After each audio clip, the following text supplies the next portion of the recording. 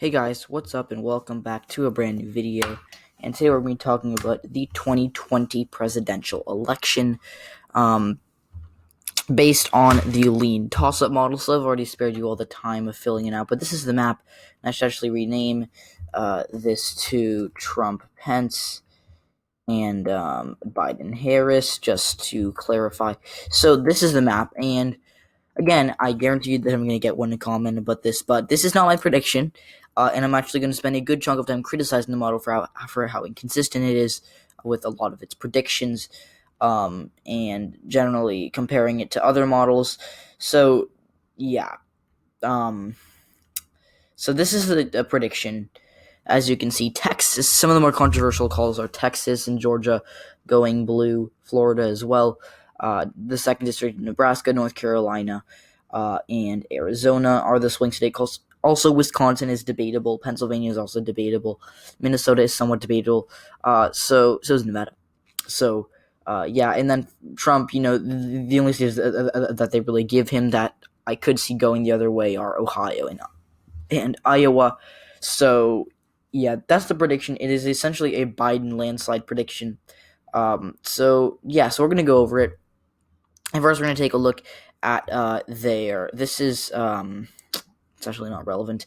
This is their presidential model results where they run the model and see how much it happens.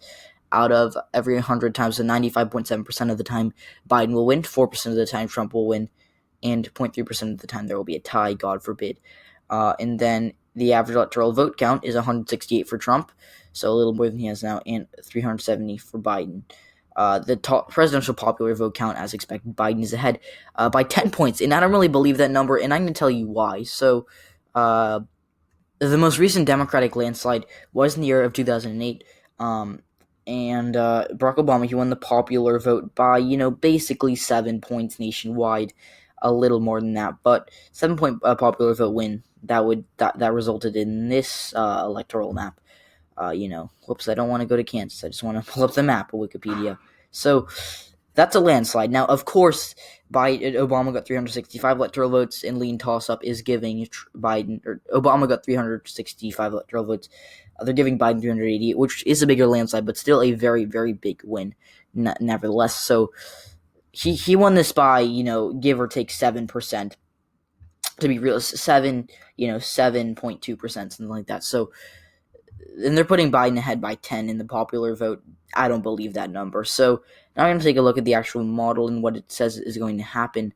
So first we're going to go, I don't know why it has it but state of Alaska, it doesn't let you click on it. It just shows the stats.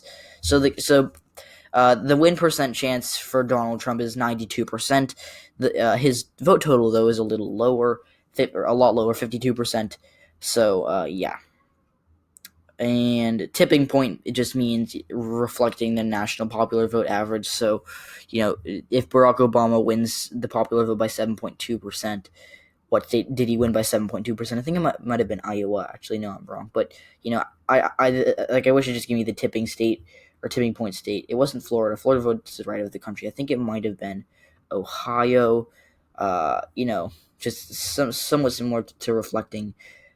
Could have been Nevada. Again, I'm just kind of going on the fly here, but not sure what state it was. It could have actually been, Pennsylvania or Wisconsin. No, it wasn't. So, I'm kind of messing around with this, but could have been New Hampshire. I think it was a 10.1. So maybe maybe was it Ohio? Maybe that's the closest we're gonna get. Somewhat close.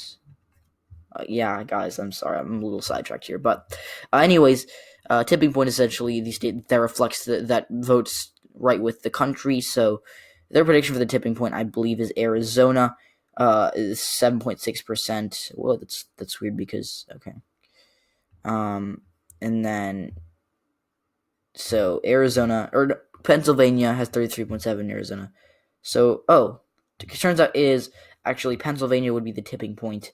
Unless that's Georgia. Yeah, so Pennsylvania, according to them, is the tipping point. All right. So now we're going to take a look at Nevada, which is the first swing state here. They have it as a safe Biden hold. That doesn't mean it's going to be a safe margin. As you can see, they have it in the likely column. But they just mean that it's not likely that Trump flips it. As you can see, they only give Trump a 4% chance of winning it. So, yeah, that's a likely state. Now moving on to Arizona, where Joe Biden, what the heck? Oh, I was hovering over New Mexico, and I was like, what? So, Joe Biden actually gave a 95% chance of him flipping Arizona. This is a flip state that went to Donald Trump by over 3% in 2016, which doesn't sound like a lot, but still a decent amount for a swing state. But Arizona, that is a really interesting thing to see, especially because I have to turn these off. But especially because of the fact that that's a flip, and most people seem to have come to the consensus that Joe Biden is the favorite in Arizona, but there are still a lot of people who are not going to put it in his column. And then in Texas, Biden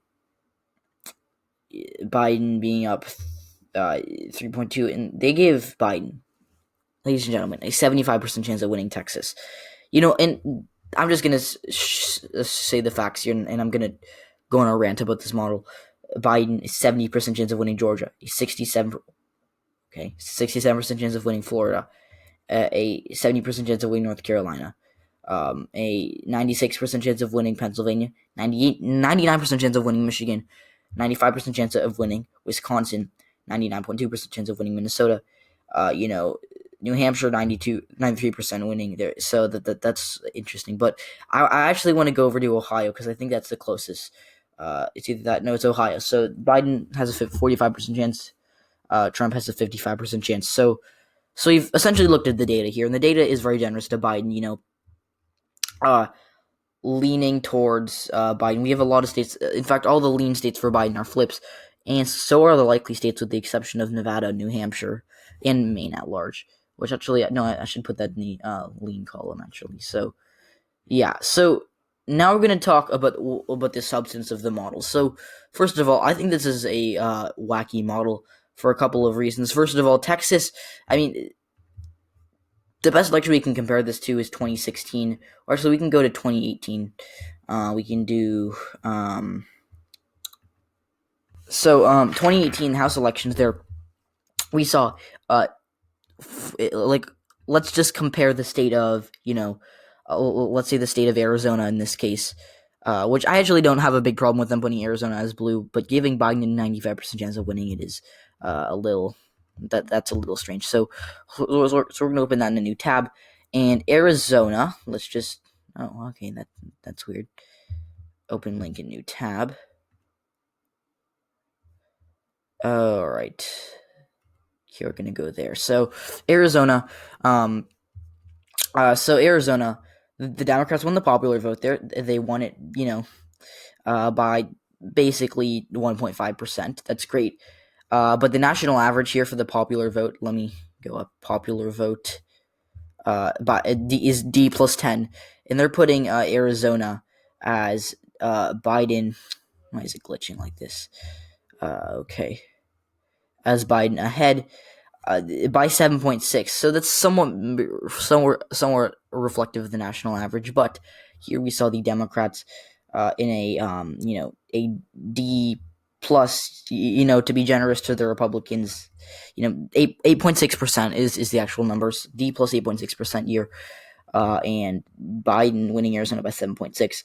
That means Arizona, in a blue wave year like 2018, Arizona, that is in a state that voted, literally, I'm not making this up, almost 7 points to the right of the country. They're having Arizona vote to the right of the country again, but only by 2%, 2.5%. So that's kooky. And then I also noticed this earlier, and you might have caught this because I kind of hesitated in this video.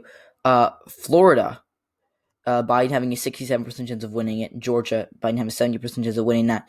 And I think that is tied to just demographics, because the demographics in Georgia are more favorable to the Democrats than the demographics in Florida based on how they vote.